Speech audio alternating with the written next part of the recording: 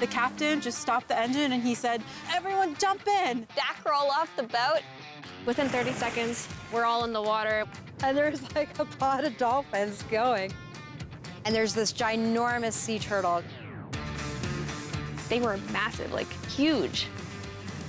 Clownfish is quite small, but very cute. It was my first cuttlefish. And the next thing we saw, a mermaid.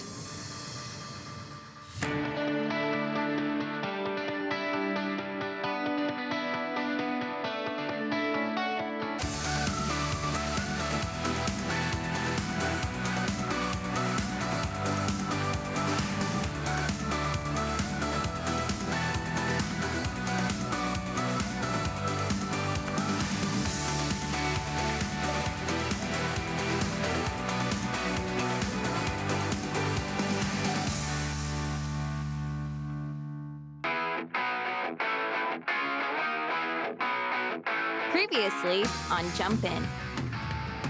We've traveled so much in Egypt. We've seen the pyramids, the Sphinx, the Hidden Valley of Kings.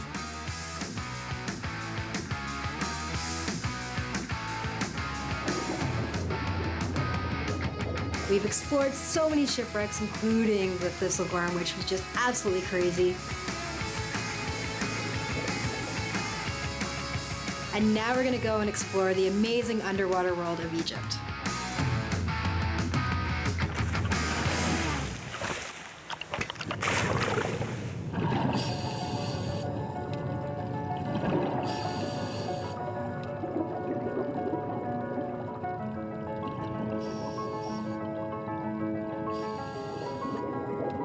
The reefs in the Red Sea are like nothing I've ever seen before.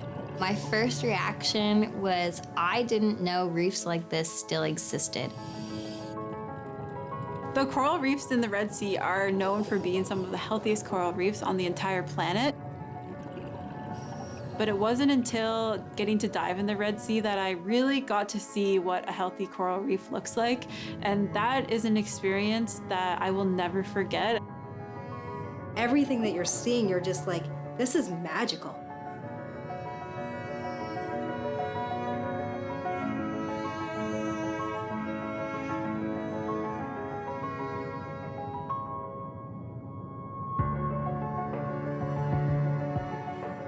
Just beautiful, healthy, large coral, so colorful, fish everywhere.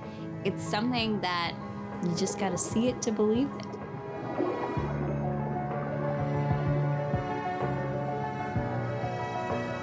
As a diver, we are ocean advocates. We want the best for the ocean, and it feels good to know that these reefs are in such good shape. So healthy reef, healthy coral just means that there is going to be an abundance of marine life.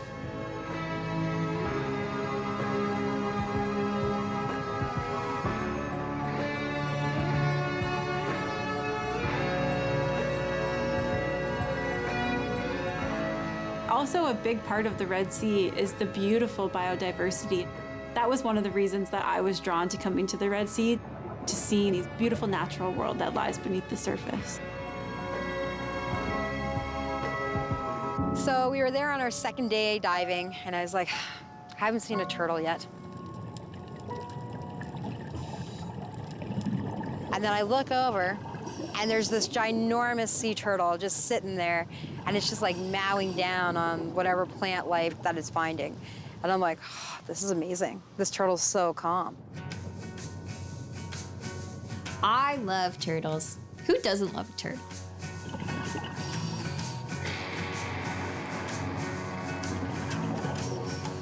Finally, I see my first sea turtle of the trip.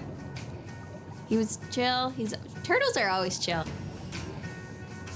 And he was a big turtle. He looked pretty old, been around for a while, seen some stuff.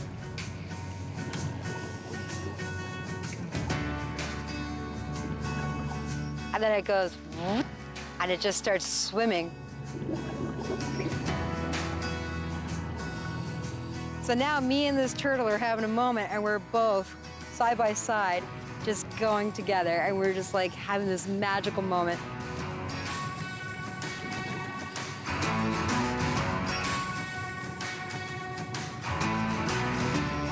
hovered over the turtle, and I was able to see the whole pattern on the back of its shell.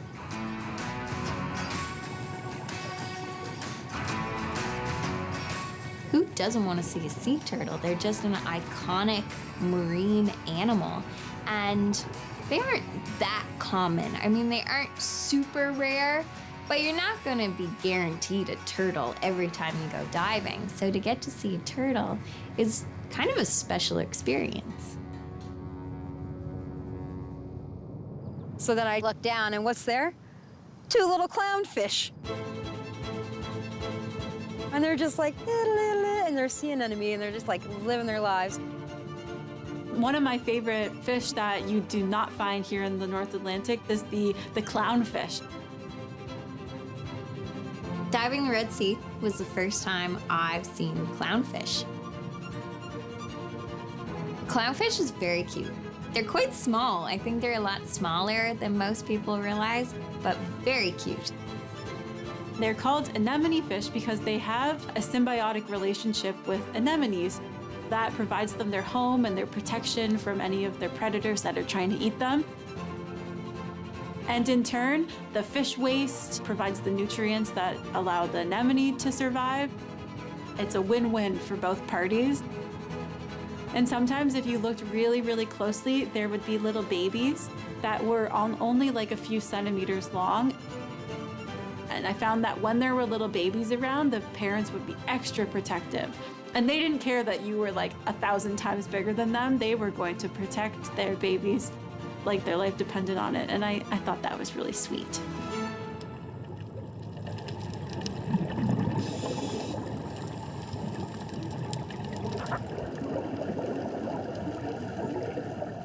So we come up, and where we ascend to, we have to take the Zodiac back to the boat. For dive sites that the big yacht couldn't directly get to because it was too big, the boat also came equipped with 2 little Zodiacs.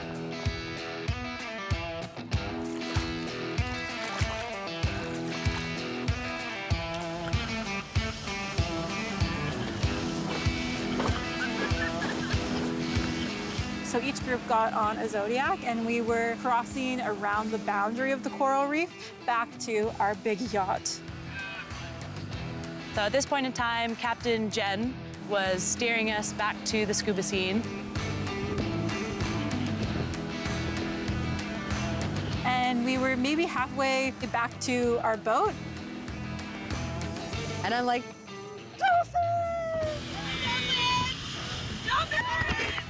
and there's like a pod of dolphins going. The captain just stopped the engine and he said, "Everyone jump in." We put our mask, put our fins on, and back roll off the boat. Within 30 seconds, we're all in the water. We're trying to get close to the dolphins. Like, we're not harassing them, but we're hanging out with them for sure. It felt like you were really swimming with the dolphins.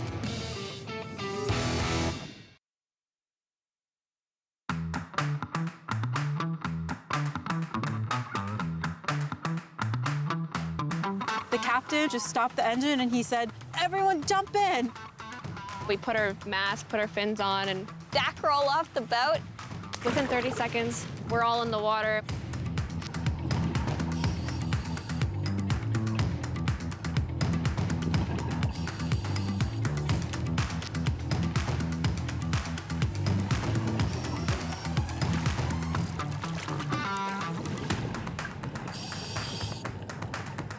It was so beautiful to see. I've never been that close to wild dolphins before, and to see these majestic creatures in real life, swimming around and not in a cage or in captivity, was extra magical.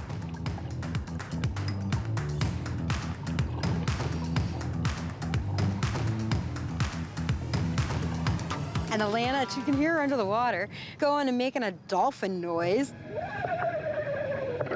She's trying to communicate with these dolphins.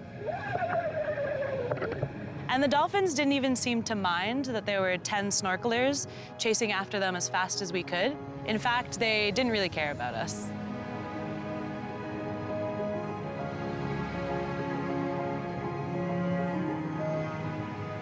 it's total luck, right? Because it's not really anything that you can plan or schedule for. That was closer than I had ever expected to be to a dolphin.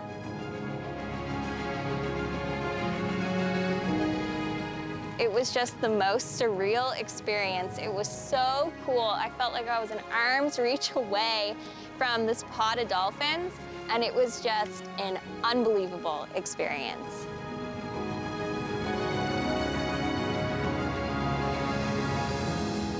They majestically, slowly kind of bobbed up and down, took a few breaths, and then disappeared into the abyss.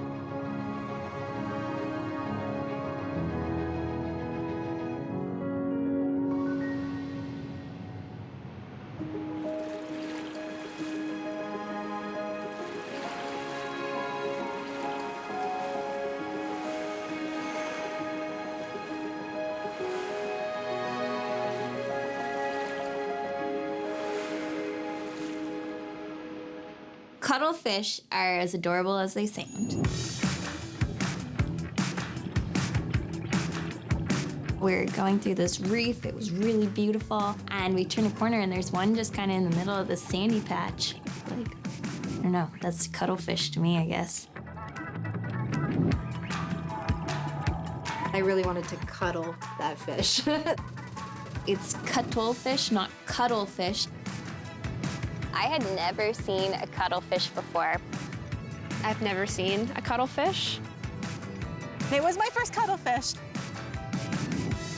They are just adorable. You would never find cuttlefish here in the North Atlantic. They're a tropical species, so for us to see a cuttlefish is so special because that's so different than anything we would see here in Nova Scotia. And cuttlefish are really closely related to squid and octopus. The way the head goes is very octopus shaped, but the way the tentacles go are like squid, where they're like, go like this when they swim. They're another member of the cephalopod family, AKA the coolest invertebrates in the sea. And they have very, very highly evolved nervous systems. Just really, really cool to see. It kind of hung out and just acknowledged that we were all looking at it, but was totally chill. It was kind of another animal to tick off the bucket list.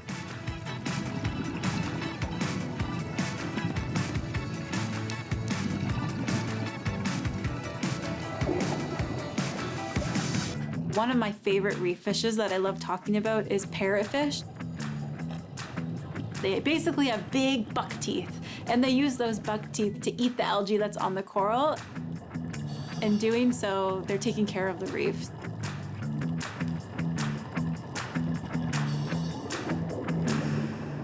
Groupers are your big fish. And it's always gonna be like, oh, hello, like, where did you come from? Maybe they're thinking the same thing about me.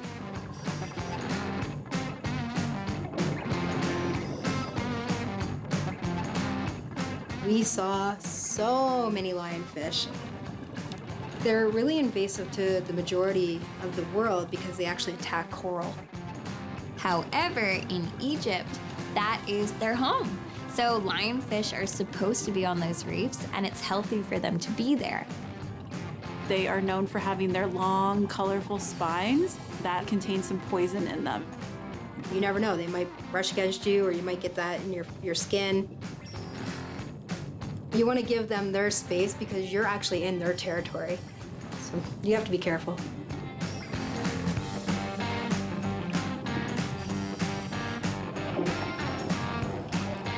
The moray eels were the biggest that I've ever seen. They were massive, like huge, like massive. Moray eels, they often get a bad rap because they'll come up to you and they'll kind of look a little bit aggressive because they constantly have their mouth open. It doesn't mean that it actually is being aggressive. That is just how they breathe. They have to constantly have water moving over their gills at the back of their throat to be able to breathe. Got like big jaw, it could just right at you. They can be quite like attacky. Like, they will attack people if you get too close to them. I wouldn't trust a moray eel. Something about his eyes, it just doesn't sit right with me. But what was really unique with seeing the moray eels is that every time I saw one, there was a blue spotted ray next to it. They would just be everywhere, hiding under coral, just laying in the sand, chilling.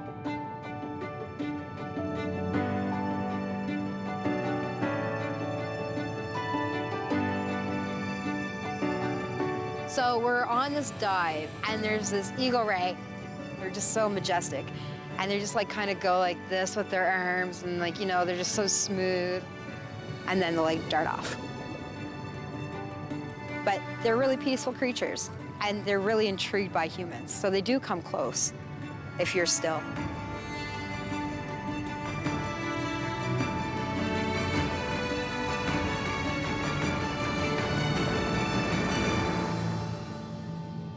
So Alana brought some unusual swimming gear with her on this trip.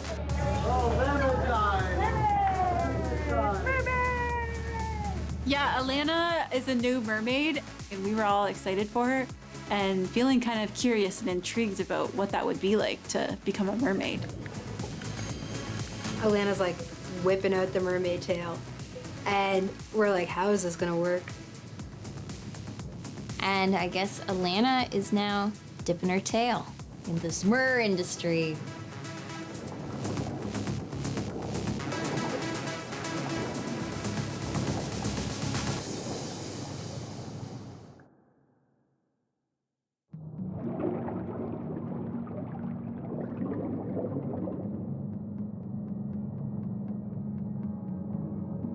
We had a great time exploring all of these coral reefs. We saw so much marine life.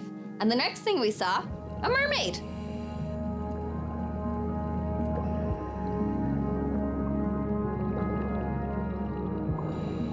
This mermaiding is really, really beautiful. It's like a dance. They use a dolphin kick and glide through the water. They're very colorful. This looks actually kind of cool. I really like this. Watching Alana mermaid for the first time was like kind of a surreal experience. It's basically taking freediving principles and putting them into a mermaid style.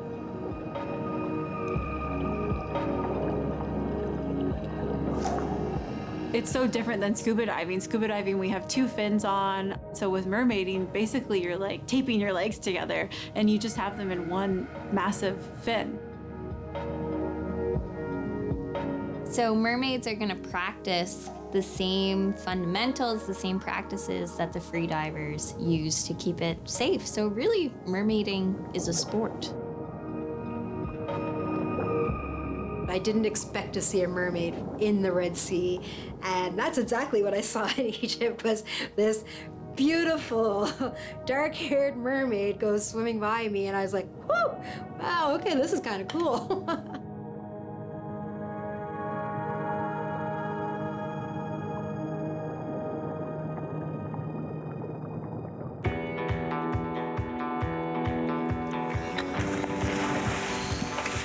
I love Nova Scotia.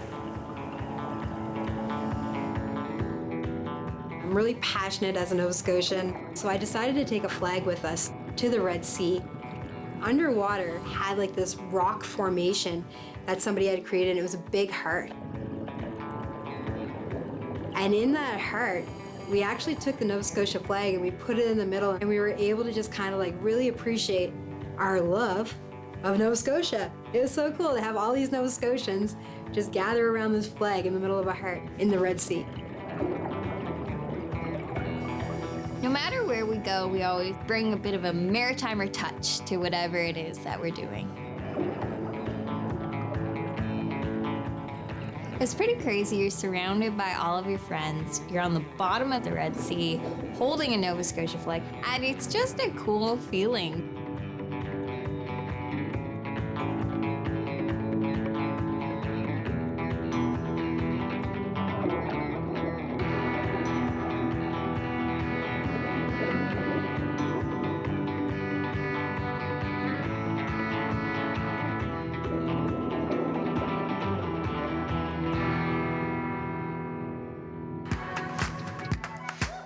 We were so fortunate on this trip to get to have so many amazing experiences, from wandering the streets of Cairo to seeing the pyramids of Giza, to exploring the Valley of the Kings in Luxor,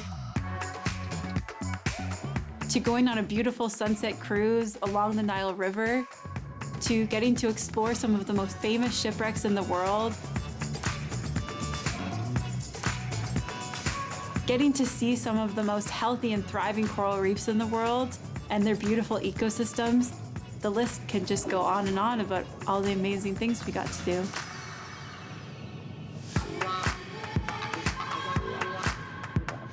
It totally is the trip of a lifetime.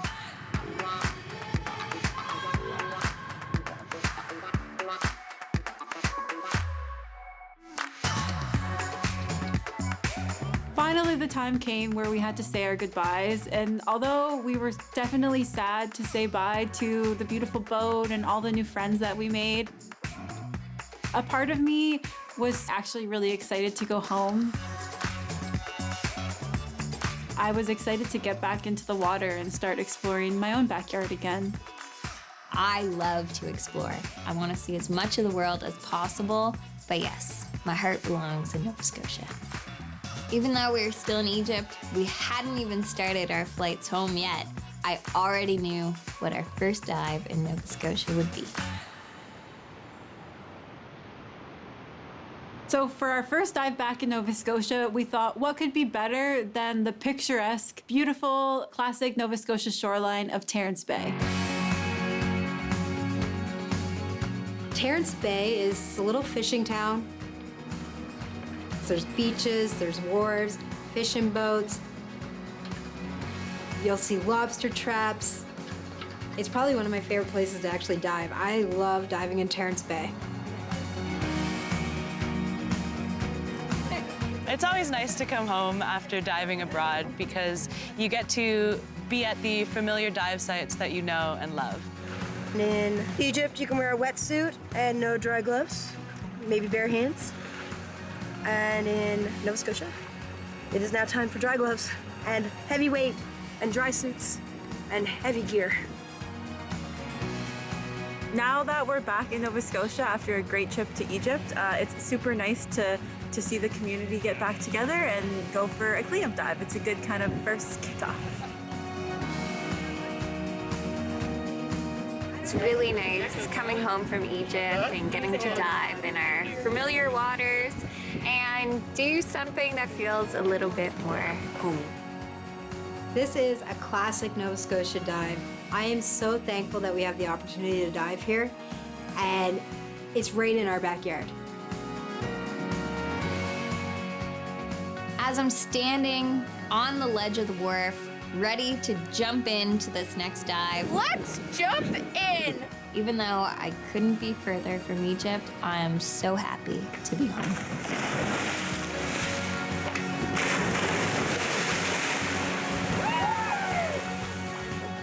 And it really just made me extra thankful and grateful to get to call this place home and to have it be somewhere I continue to come back to no matter how far I go.